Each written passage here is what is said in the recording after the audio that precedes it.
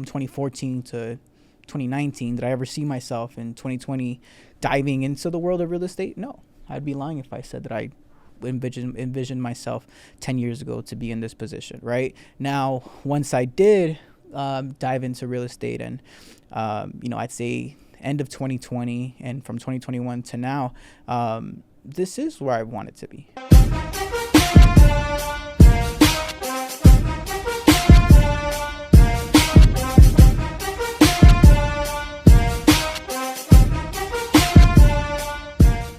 What's up, everybody? It's your boy Justin Rodriguez, your favorite lender here at Neighborhood Loans, and we're back of another episode of Cafecito Talks.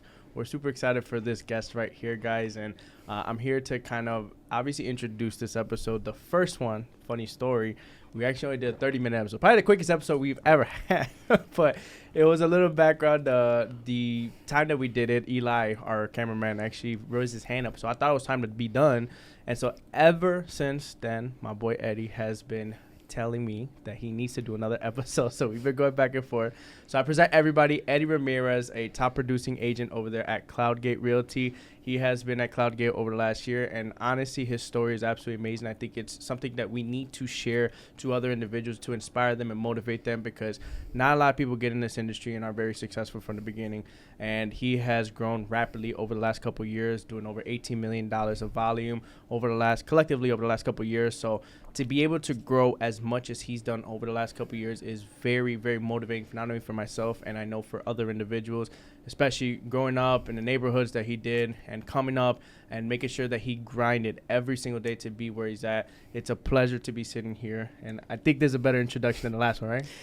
It's way better, but I mean, you keep blaming it on Eli. I thought you just wanted to end the interview early last time. Dude, I swear, Eli lifted his hand up, and I was like, you know what I'm saying? It was game over.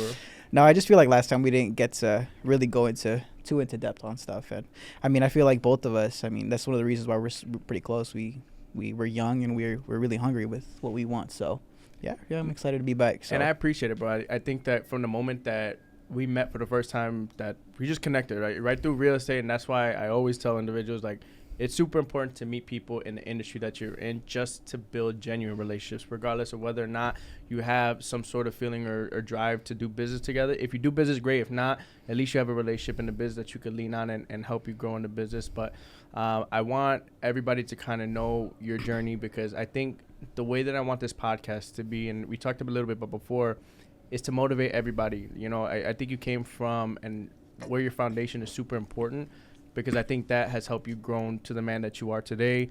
And for you to be able to grow into the top producing agent that you have thus far, give us a background on how your upbringing developed you into the man and top producing agent that has today, because I think it's important for everybody to be motivated on your overall story. Well, as I look back, it's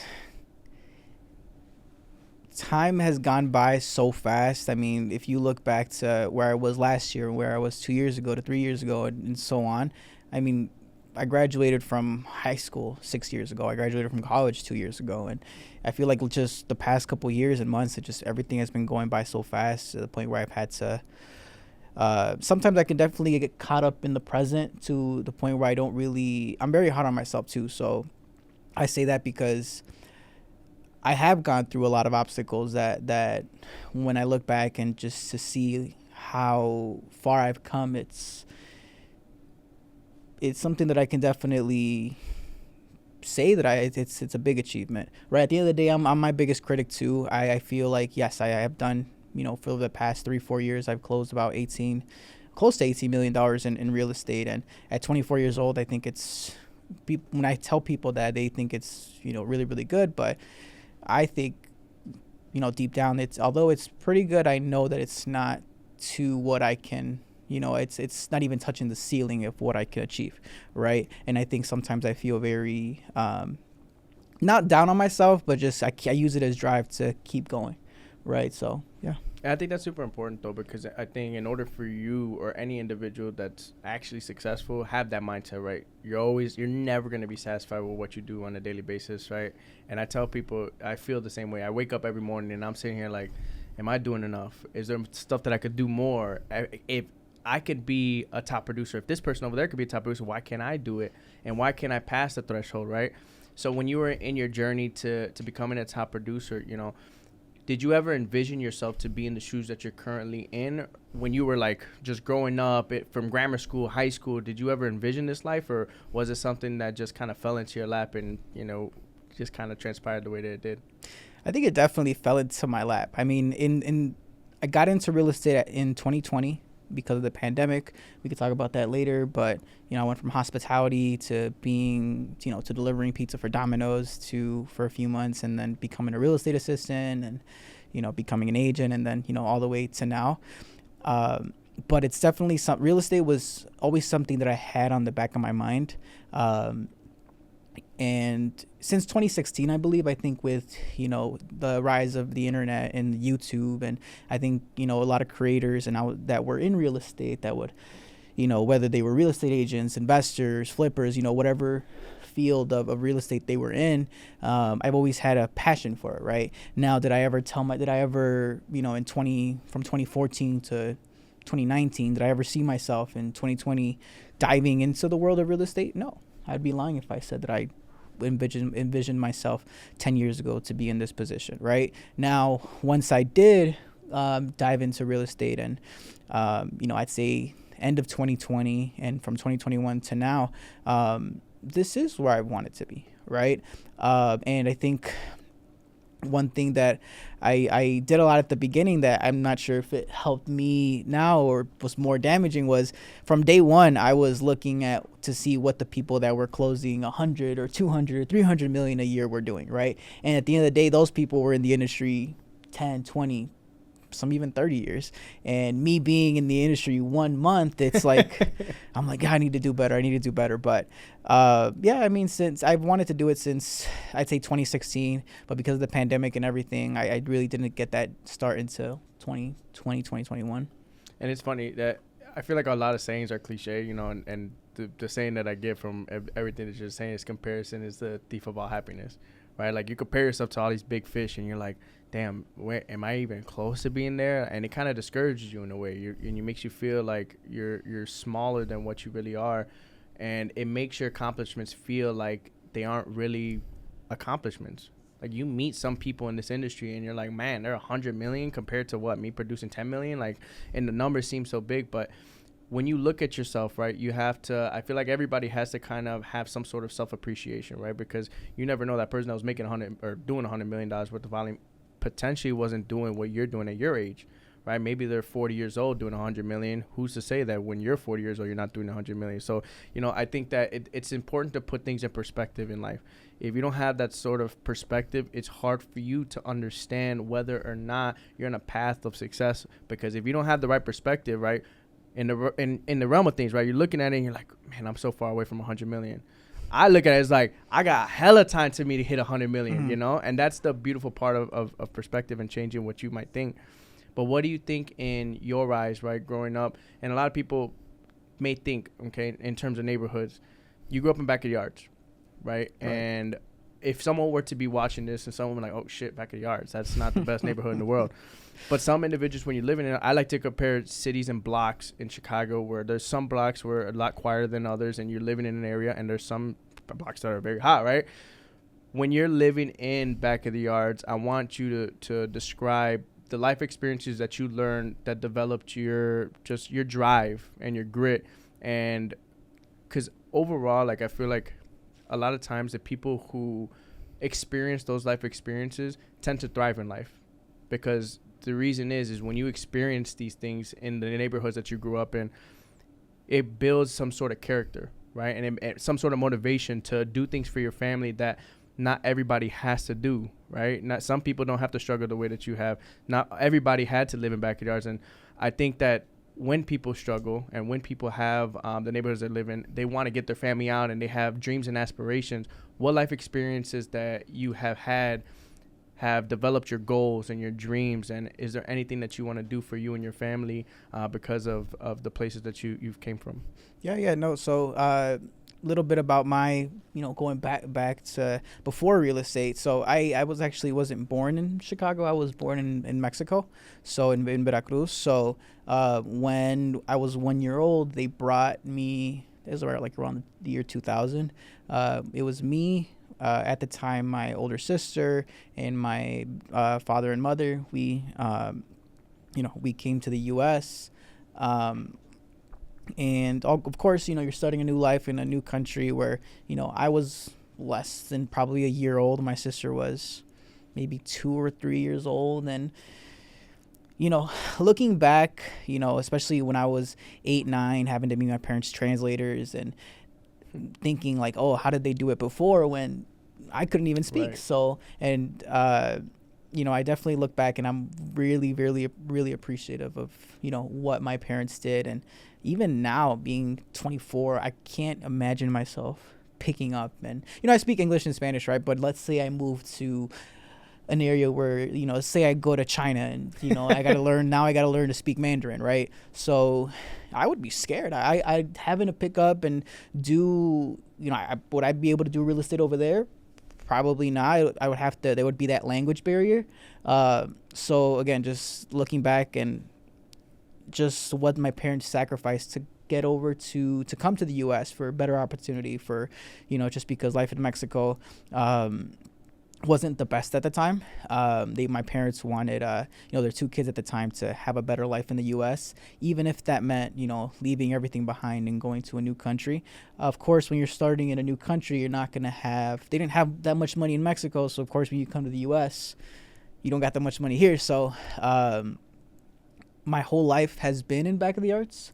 I think my earliest memories go back to like 2004, 2005, where we always lived in the back of the arts, whether it was 50th and Marshfield, 49th and Wood, 48th and Marshfield, and 48th and Wood, until we finally moved out a few years ago.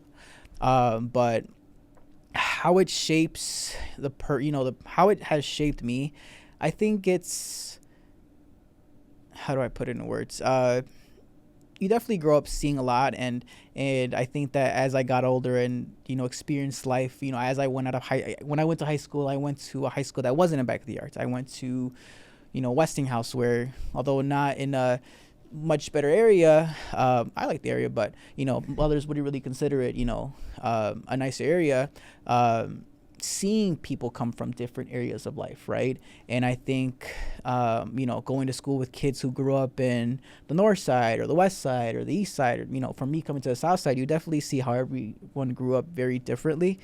But I think it's just made me more, I don't know how to explain it, because my normal was very different from your normal, right? Just because from where you grew up, it's very different. Like, I grew up with the idea that, with the mentality that I couldn't wear certain colors, right? Because, I always lived on one little area back of the yards where if I crossed to another block and I was wearing a different color, even though I was never associated with anything, I could get in trouble and, stuff would come up, right? So I think, being fortunate enough to have both of my parents in my life, I think really helped me out, because they always kept me grounded, right?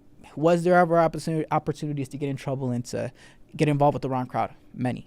And, I'm very fortunate that I had very strict parents, and even though my big sister doesn't think they were strict with me and they were strict with her, I think they were very strict. And I look back now and I'm really, really appreciative, because I don't think, in those areas, it's very, very easy to get caught up with the wrong crowd. And we just heard about, I don't live in back of the yards anymore, but 2-3 days ago, they just shot 10 people in back of the yards, 52nd and Damon. Like, it's the youngest, 10 people shot. One of them passed away, and they were like an 8-year-old girl. I think it was like 8, 9, 10-year-old girl. And it's like, it's sad. It's sad, because it's like you look back and, I just, those people, those kids don't deserve it. And oftentimes the unfortunate thing is the people that end up suffering the most are the ones that weren't involved, right? Whether it's the parents of having a son or daughter who was involved and ended up either getting going to jail or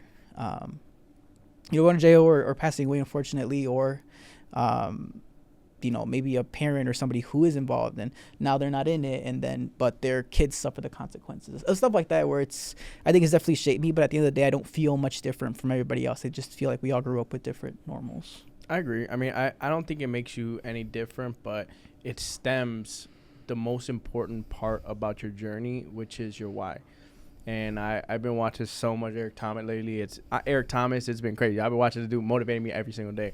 But he speaks about, like, what's your why, right? And some people, what he says, you don't have your dog in you. You don't have that dog in you. You're not going to continue to grind. But that's because you don't have a strong enough why.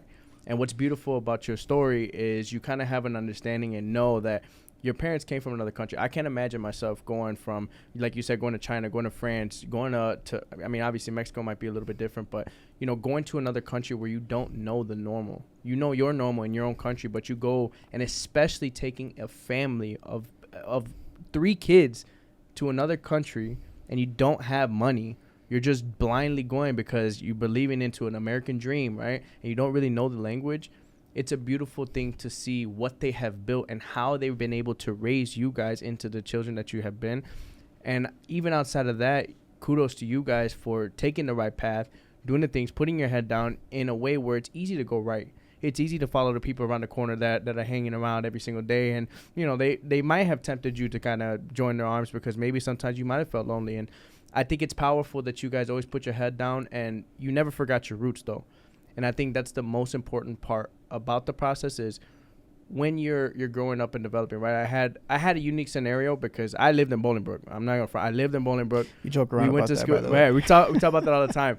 I grew up in Bolingbrook, but the main thing that we talk about is when I was growing up, even though I lived in Bolingbrook, I went to school in the city. So I got to see the best of both worlds, right? I got to see my friends who had a little bit of a rougher upbringing, but it gave me perspective on 2 different parts of life, right? And it made me grateful for the life that I had, and it developed me into the man that I am. But I saw that hunger and desire and that drive from people who had those life struggles because they wanted to live a better life and give a better life to their family.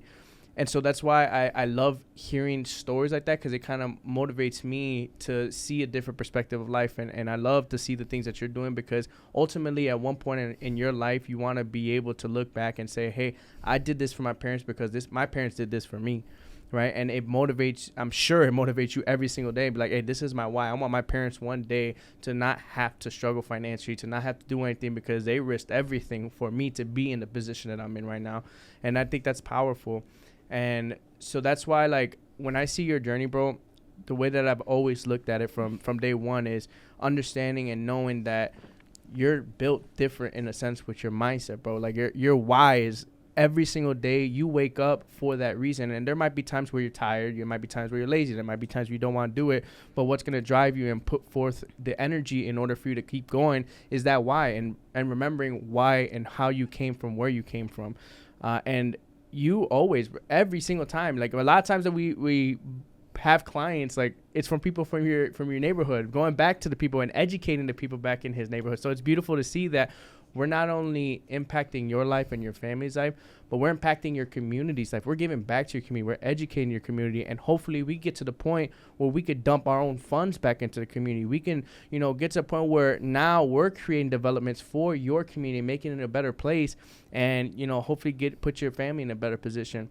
So in the next like 5 years, right, based on everything that we've been talking about, do you see yourself 5-10 years, whatever, do you see yourself giving back to your community? Or, you know, what is your overall goal with real estate? Do you want to segue into something where you're giving back to your community? Do you want to continue doing business there? What's your overall goal in the next 5 to 10 years?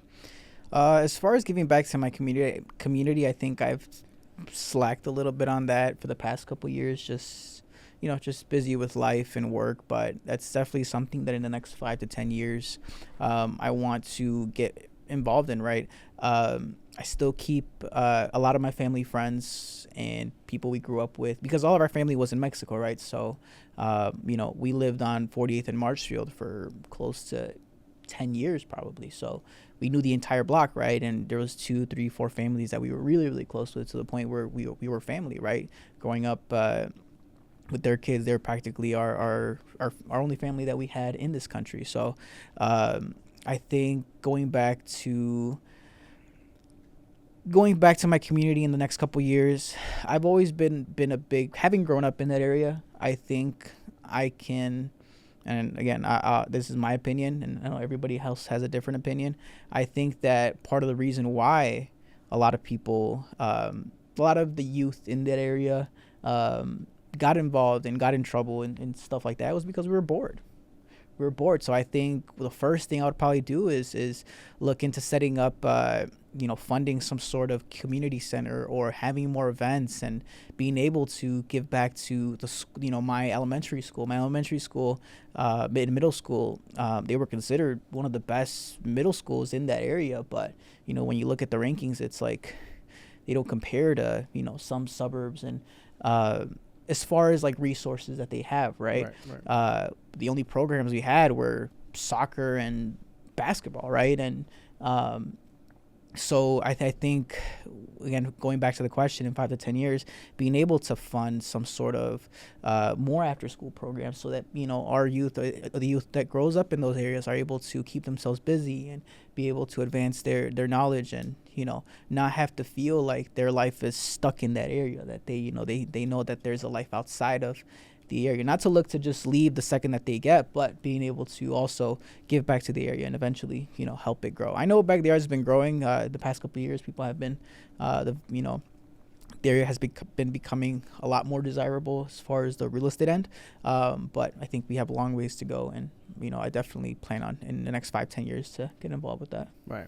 And I don't know about you guys. I'm fired up. I love to hear this stuff because it gets me motivated and hearing everything and your journey overall. But, I want to hear, I know you're an individual with big dreams, big goals. As my boy Harvey Specter said, I don't have dreams, I have goals. So overall for yourself, okay, I know you're highly motivated and you see yourself on a tier that I feel like a lot of people might think you're crazy.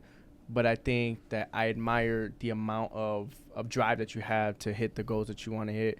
So I think I want you to share with everybody to what you foresee Edy Ramirez, what your name means, and is one of your goals, and I'm curious to hear this, is one of your goals for people to remember your name in real estate? I've definitely gone back and forth on this, and I think I don't have a set plan of what I want to do. Like how I know that I don't want to be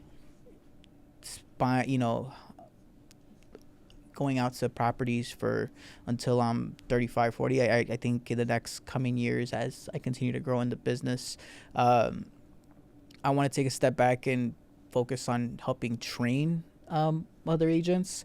I think definitely focusing on training agents maybe in the area that I grew up in, or showing them how real estate works, just because, again, how you mentioned before, a lot of our consultations when I first started, and even now, are with people that I grew up with, right? And it's one of the things that makes me the happiest, that when I was growing up, the last thing that was on my mind was a house, right? And or my parents weren't homeowners. So, going from renting our entire lives and, to being able to help different people in that area to purchase a home as young as 19, 20, 21, it brings us joy, right? Just because, this is something, this puts you miles and miles ahead of not your competition, but other people around Right. you. I always tell, one of my favorite things to tell people that, let's say, for example, they're 19 or 20 and saved up enough money to buy a multi-unit and, house hack, live in one floor, rent out the others, is that I always tell them, hey, the average homeowner is in their 30s and they're shocked. I'm like, look, by the time you're 30, you're going to own, if you keep on this trajectory, you're going to be 3, 4, 5 properties in, right? You're going to be miles and miles ahead of everybody. And I just feel like where we came from, we were already kind of at a disadvantage. So the fact that they're looking beyond and looking into becoming homeowners at such a young age, I think is definitely a great thing. But as far as what I want to be doing or what my main goal is in real estate, I think it's just to be more like on the teaching side. That's pretty much it. Do I see myself selling hundreds and hundreds of millions of dollars of real estate? If that comes along with helping hundreds and hundreds of thousands of families, great. I think that as I've progressed more in this industry and became older, I don't really focus more so now on the volume. I focus more so on the amount of families helped. And I think you share that same quality as well, right? Just because, when we were first starting, helping out a, $150,000 buyer, we were just interested. We just wanted to help that buyer, right? We could care less about how much, money we were going to make, or, how much the volume was going to be, just because we wanted to help that one person out, right? And I think that's what helped our business grow in the beginning, because I always tell people now, like, when they ask me, hey, how did you get so much business so fast? And I tell them, hey, focus on getting that one client. The one client's always the hardest, right? But once you get that one client, focus on getting the second client. Treat that first client so well to turn it into a second client, and then treat that second client so well and multiply it by 2, turn it into 4 clients. And I think slowly but surely, it doesn't happen overnight, right? So, but I think slowly but surely, if you're treating every single client with, the level of respect and the level of care, that's how you're gonna grow your business. So yeah, and I think one of the main reasons why we're able to convert so much of our business is because we do sit down and meet every single client in person. That helps so much converting business, and obviously it helps that you already have a relationship with a lot of our clients that we have up front. But even the clients that we've met for the first time, like, I don't see a lot of our clients leaving us for any given situation when we meet them in person, so I think is the reason why we're able to convert a lot of our business. But I want to hear your perspective also on awards and production awards and all those things. As you've grown into business and you've done the things that you've done and accomplished thus far, what's your perspective on receiving those awards, those prestigious, top producing car awards and stuff like that? What do you foresee, and what's your take on them? Well, again, now I'm not gonna lie. I mean, it's great to get it, right? Yeah. I think it's how do you say it? It shows just how much work I was able to put in, or the fruits of my labor, or however the saying is. Yeah. It just shows that all my hard work is paid off. Now, did I get a ton of business because of that? No. I think it was just more so me, like, those late nights and early mornings, and finally paying off to the point where, I was recognized by the Chicago Association of Realtors. But to be honest with you, and I've told you many times, and you've told me many times with your production, I think it's good, but I don't think it's great. I think I'm still very unsatisfied. And yeah, we got bigger plans. So the awards are going to be great, because at the end of the day, it kind of gives you, you're talking from a point of experience now versus somebody who's never done it before, right? You see those memes all the time of, like, real estate coaches who've never closed anything but want to charge so much for advice and stuff. But, if I ever do go that route, 5, 10, 15 years from now, I want to have the experience behind me, right? I want to come from a point of experience, and, that's how people will listen. So those will come along, I think, is with our goals this year. We were able to help 27 families last year, and we always want to double last year. So this year is 54. Right. Will we hit it?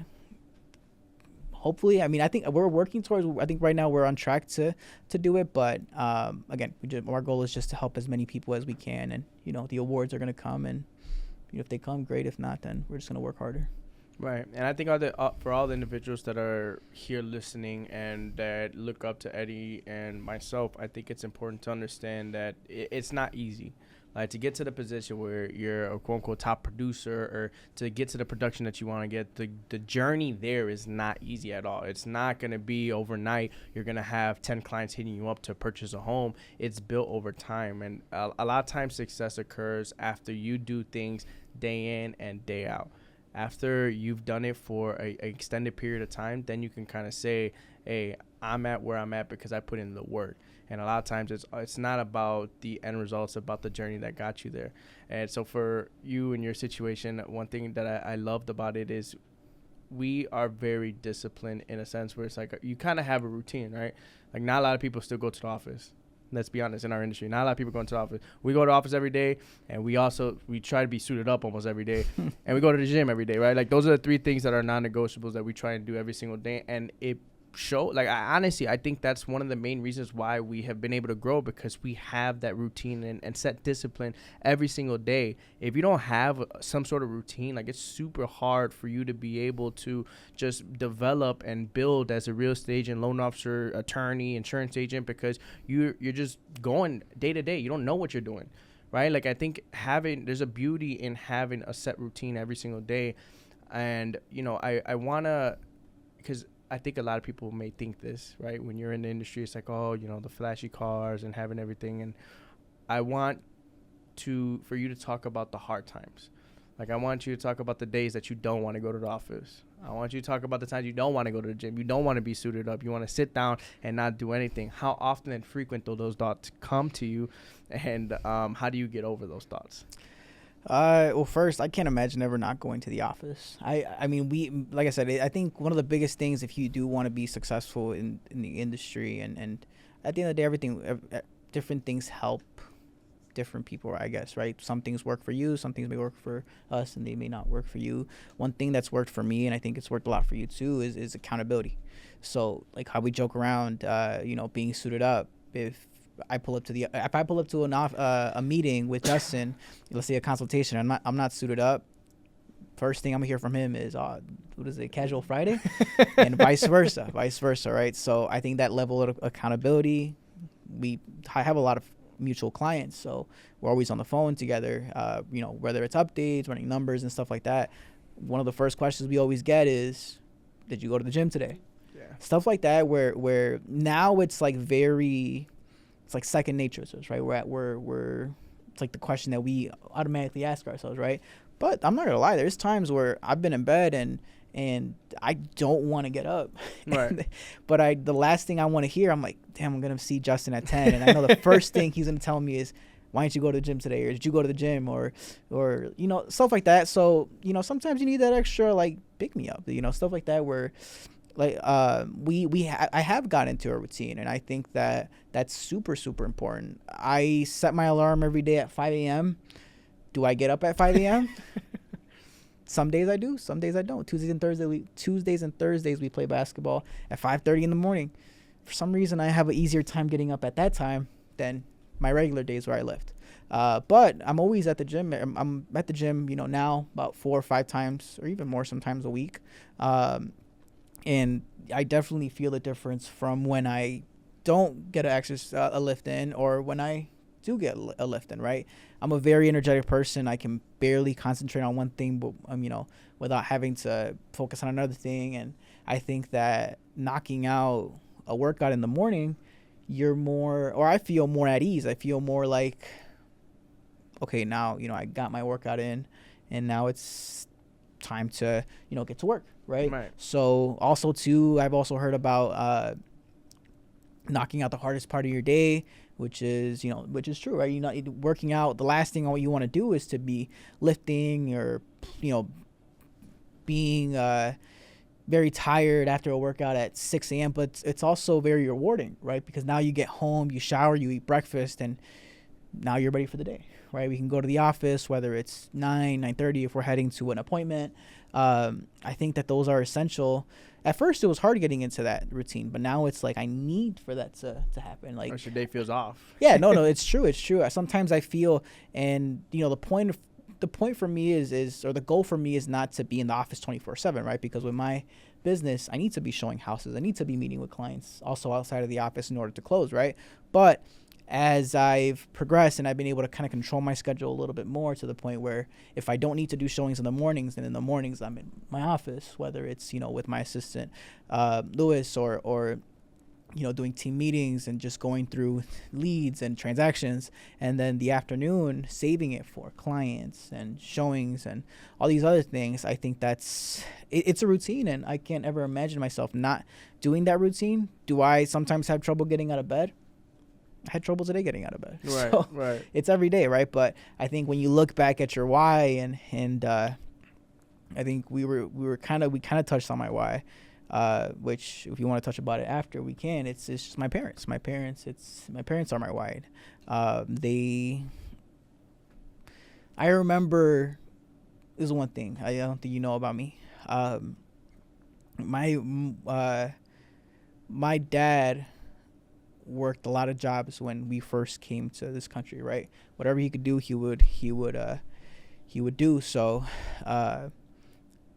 he did like cable like installations for DirecTV or Comcast.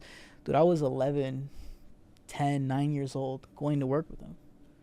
I would be like on top of ladders. I would be on roofs. I look back now. It's like, damn, like I really did that at 10, 9, 10, 11. But it shapes you into that person, right? Now it's like doing that hard labor, or being outside and doing that kind of stuff. I think it kind of shaped me into not wanting to. Well, for one, knowing what a hard worker is. My dad was really, really a hard worker, but that's my why. I don't want to be doing. I want to be doing what I can, and the last thing I want is for someone else to control my life, or having a boss, or having somebody dictate my schedule when I can have off. In this industry, you can dictate when you take off, right?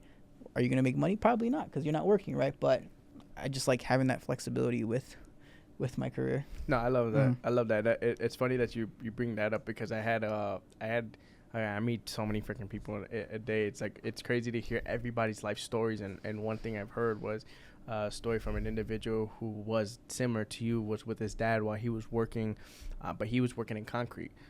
So what the story that was told was, he brought him to work and everything, and the son was like, I don't want to go, Dad. Like, I don't want to go to work. I want to stay asleep. And it was like 5:35 in the morning. Like, I don't want to go, whatever. So he grabbed his son, he dragged him onto the field, and he made him go to work. And when he got to the field, he dragged him, he threw him. And he said, look at my hands. He had cuts, dirt, everything on his hand. He's like, do you think I want this? Do you think I want to work right now? No, I'm working for you, and I'm working for our family, and we're doing this on a daily basis so we can feed the family. But I'm doing this so you don't have to do this. I want you to be better than me. I want you to not have to have these hands. I want you to be an individual who can go ahead and wear a suit every single day and not have to get dirty. And the guy's telling me the story, and I'm sitting here like, what the fuck? Like, that was powerful. And guess what the guy does? He's in suits every single day, the financial advisor, and that's the thing that you see and you hear those individuals, and you're like, holy shit, like, your parents do everything that they do on a daily basis in order for you to live a better life than what they ever had to do. And that's why I bring this whole story up, because it brings this whole podcast full circle for all the individuals that you might have grown up with, or maybe they're not in the career they want. Maybe they're in high school. Maybe they're in college. They feel lost. They don't know what to do. This right here is a success story for all individuals to hear that you did everything right, the right way. Your parents brought everything. They sacrificed everything for you to be in the position that you're in right now, and you're doing the things that you should be doing as a man, and you're expanding and growing. So that way, your kids and everybody that you're being able to is not going to have to struggle the way that your family did. So you're doing all the right things, and I'm sure your parents are proud of you for all the things that you've accomplished thus far, bro, because a lot of people don't take advantage of what they have, man, and it's truly beautiful to see that you guys are going to continue to grow. Your kids are never going to have to struggle the way that you did. And taking advantage of the moment is the something that words can't describe or explain how grateful your parents probably got to be, and excited and blessed that you're in the position that you're in. So kudos to you, man. Like, I can't really describe how happy I am for you and the amount of success that you've grown over the next couple of years. And I know that there's a lot of individuals looking up to you in this industry, and even outside the industry, people are coming back home that are looking at you and saying, hey, look, Edy Ramirez. I know a lot of people, when you go back home, are like, hey, Edy, I seen you do your thing, real estate, you're killing it. So if you had to give a piece of advice for a young individual that might be looking up to you, or a real estate agent that's looking up to you, what piece of advice would you give other individuals that are looking to, whether scale a business, scale in real estate, scale in car sales, scale in like Fernando, our boy Fernando, and auto repair? Like, what advice would you give somebody? Damn, one piece of advice. I think my one piece of advice would be just to get to work. Yeah. That's it. I think it's probably the worst advice, but not even the worst advice. I think it's just the most simple thing, because I think people come to us all the time and they're like, hey, how did you do it? And it's like, just show up, get to work, and you'll see that it's, whether it's, learning in real estate, right? Let's say, for example, I always tell people just to show up to the office, right? If you're brand new, you don't know what you're doing, show up to the office. You're going to see You're going to see people having conversations. You're going to see people, maybe meeting with clients. Maybe you can sit in with that meeting. Just showing up, you're going to get those opportunities. Whereas if you're just at home waiting for business to come to you, you're going to be waiting for a long time, right? So I think it's just showing up, doing it. What's Michael Jordan saying? It's you miss 100% of the shots you don't take. Right. Yeah, so I think it's definitely something that I need to work on too, just because there's so much more that I want to do that, believe it or not, I still have trouble doing them, right? So I think what in my head, I'm telling myself, just get to work, figure it out. I think there's definitely got to be a little bit more preparation for that, but that'd be my one piece of advice. Just get to work, show up, and it's not gonna happen overnight, right? I don't. Maybe for some people, depending on your network, you'll get let's say, for example, for real estate.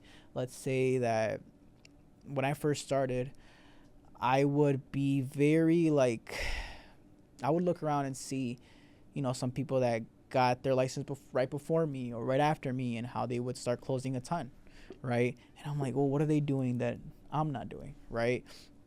And some people would actually be doing the work versus some people it would come to them, right? Let's say they had a friend or a family member that was just waiting for them to get their license, and once they got it, they bought with them, and that was their only sale.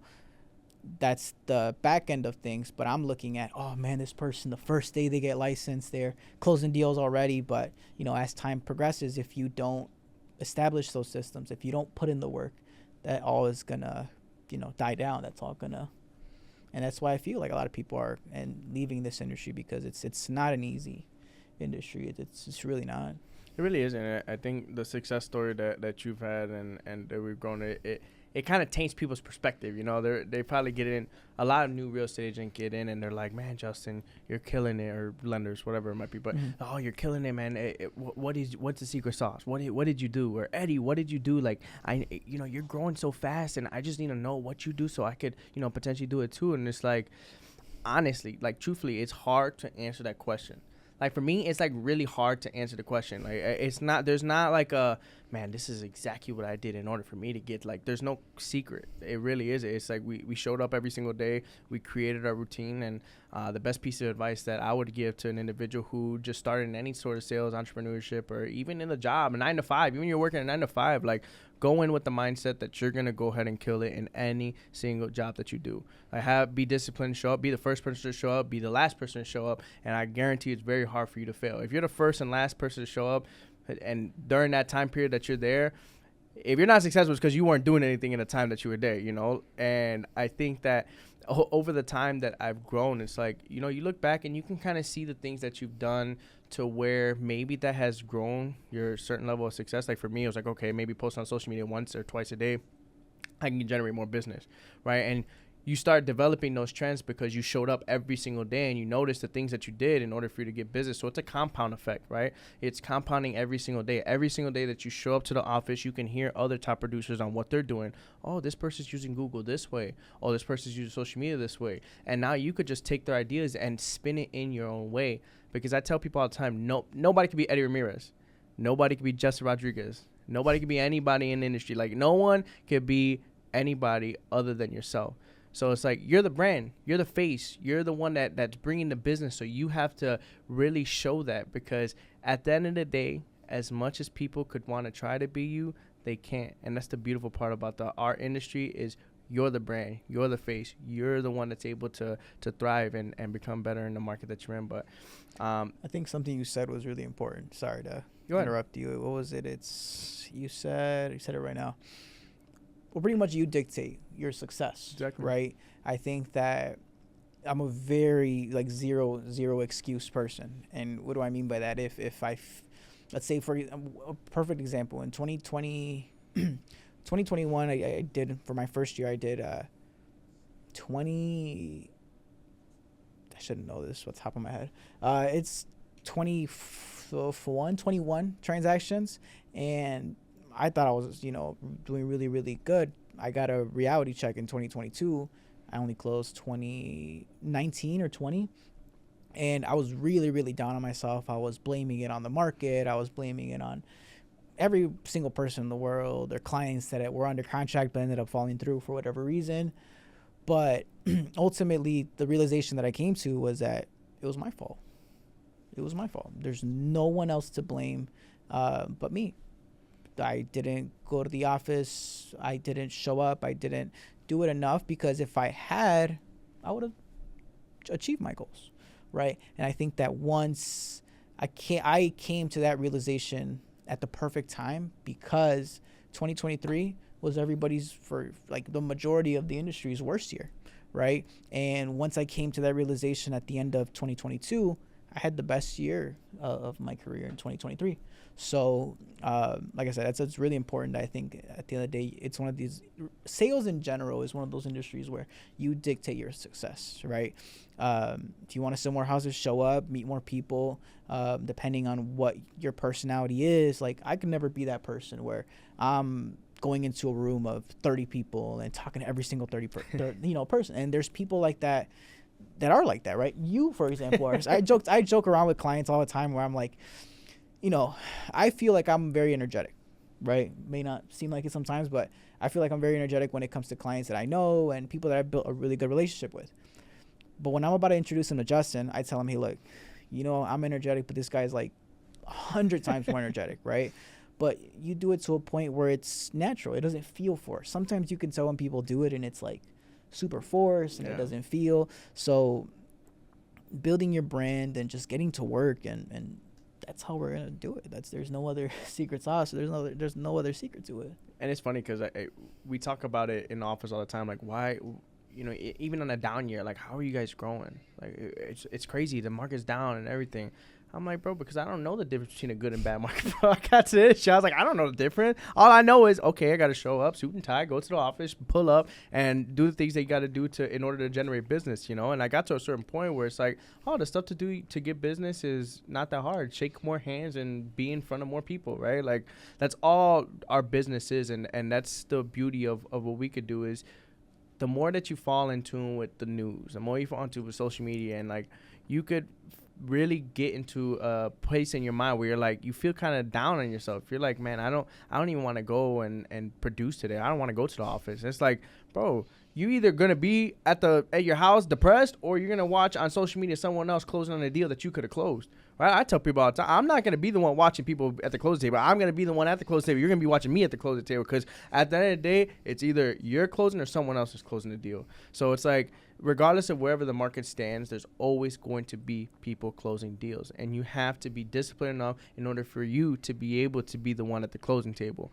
right? Because one thing I love about we always share videos, right, all the time about motivation, real estate, and everything. One video was Matt Laracy, like, show up. Show the fuck up. And if you're not, then I'm going to eat your food, right? And I hear that shit, and I'm like, no one's going to eat my food, Like, I'm going to the office every day. Nobody going to take my food.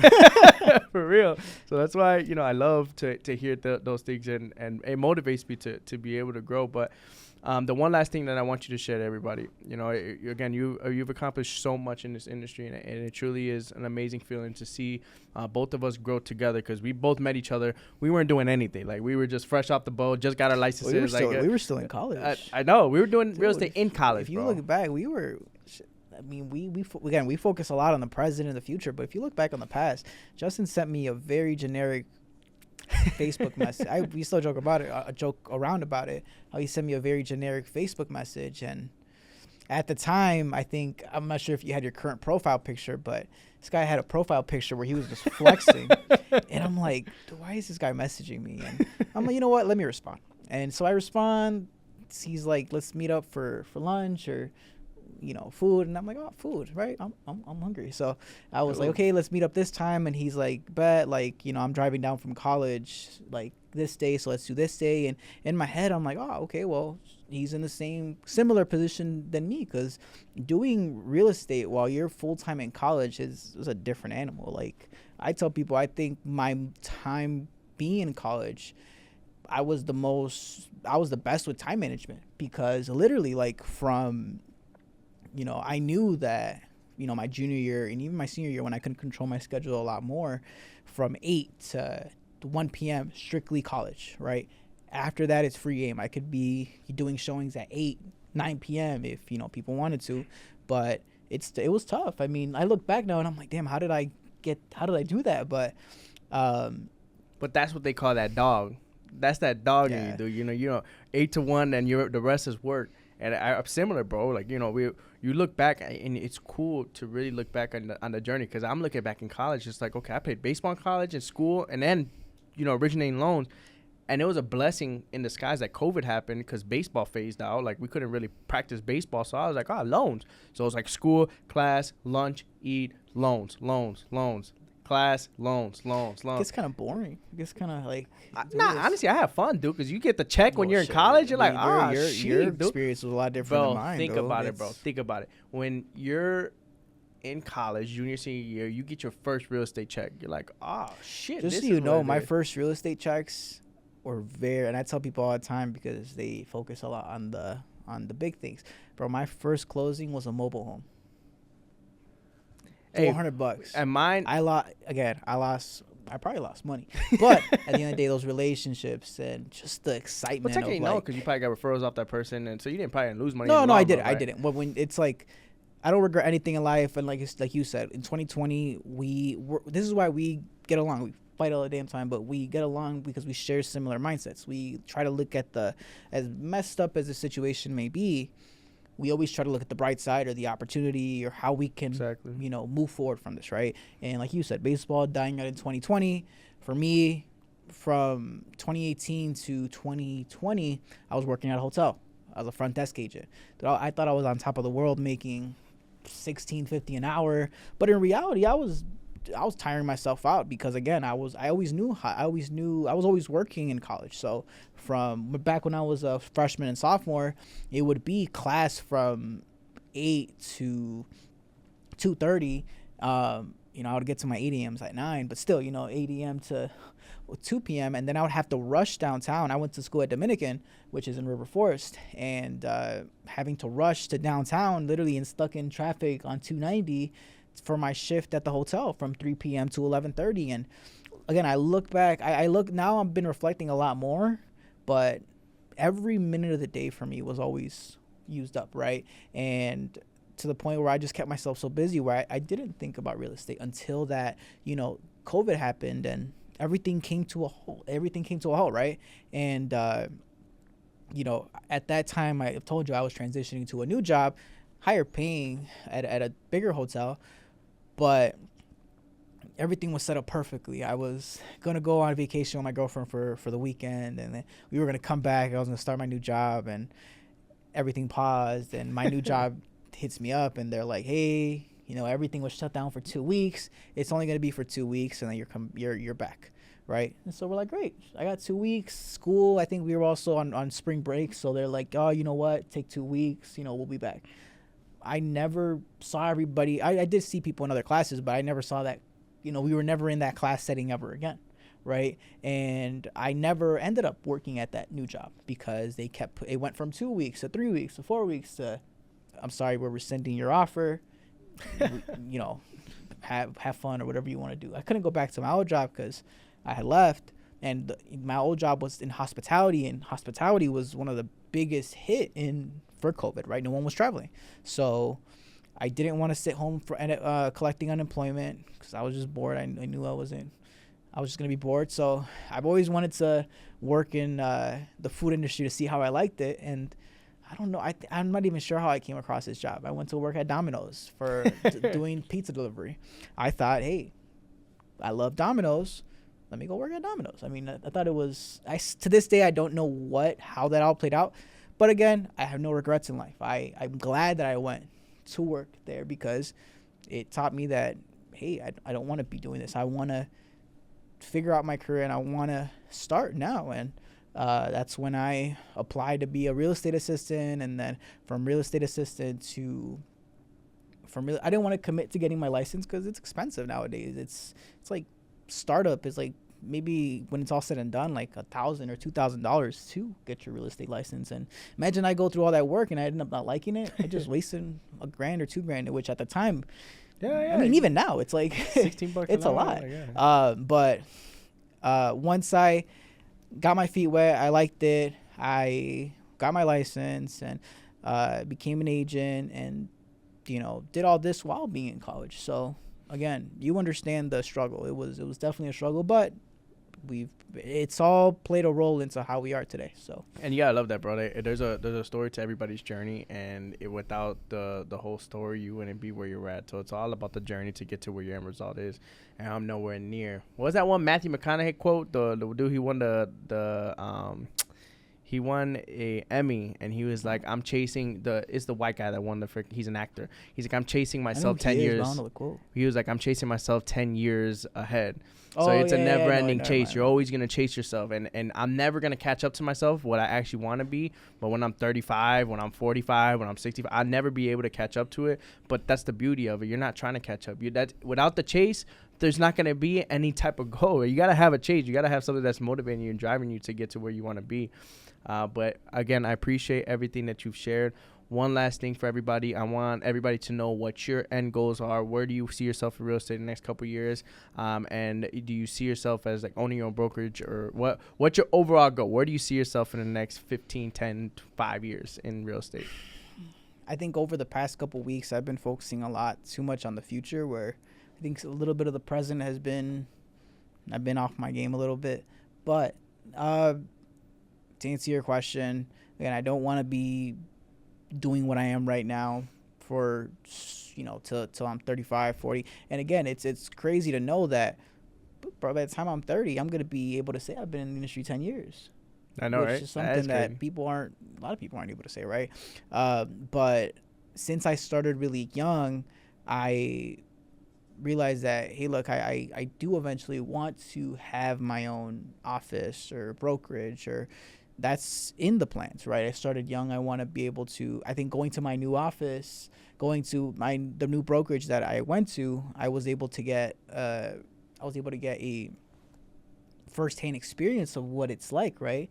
I way underestimated everything. It's actually pretty much a full-time job itself, getting it up and running. So I think that kind of gave me a little bit of a reality check that it's not something I can realistically, it's not something I can probably do in a year or two. I think it's more so maybe 3-5 year plan. But who knows? I mean, stuff can change. I think I said I need to focus more on the present, because that's what's important. Gotta pay the bills. No, but thank you so much again, bro. I really do appreciate it. As everybody know, this is definitely a lot longer and more insightful podcast. That should have been the first time. So what time are we at? Probably like an hour and some change. See, there you go. There you go. Now he can't complain that he has time now on the spotlight. But again, bro, it seriously has been a pleasure and an honor to have you here. So thank you so much for sharing your beautiful journey. Everybody that's watching, I hope you had your notepad out, because there's a lot of hidden secrets here that can help you in your journey to become successful in any career. This doesn't have to be real estate related. It could be any career that you are currently in. So we hope that you guys enjoyed the content. If you have not already, hope you've liked, subscribed, and turned on your post notifications on this video. So if you haven't already, though, make sure you have your cafecito. Appreciate your time. Hope you have a good day.